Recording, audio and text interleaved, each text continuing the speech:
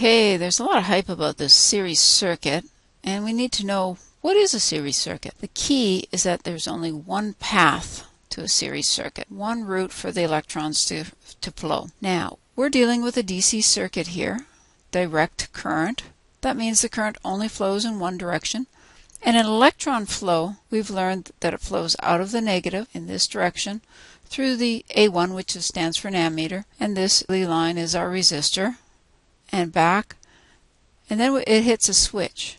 And if the switch is open, there's a buildup of electrons on one side and none on the other side. They'd like to get back, but they can't until we actually close the switch. With the switch open, what we see is if we add a voltmeter here, all of the electrons are built up on the right-hand side of the switch, and none can get through, so the voltage is the same as the source. And I'm just going to make up a source here. We're going to say 120 volts. So the voltmeter would read 120 volts. Now, if I close that switch, my voltmeter will read a different number. So let's close the switch. Now the electrons can move easily from the right-hand side here through the switch and back to the positive.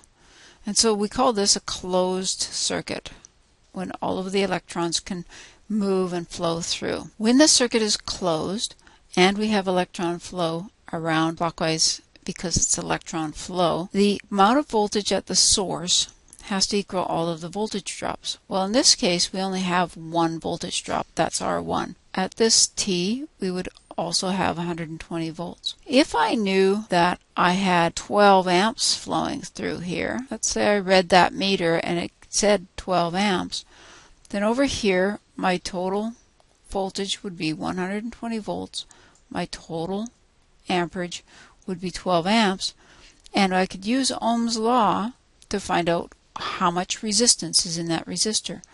So up here in the corner I had the Ohm's law triangle, E equals I times R. We can use the triangle to transpose that formula into three different formulas. And the one I'm going to need is the bottom one here, R equals E over I, because I'm looking for R over here.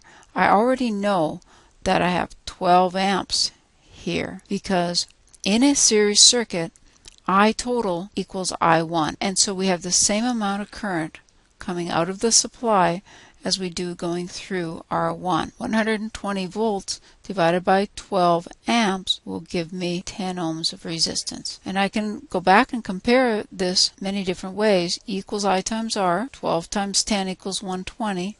I equals E over R, so 120 divided by 10 gives me 12.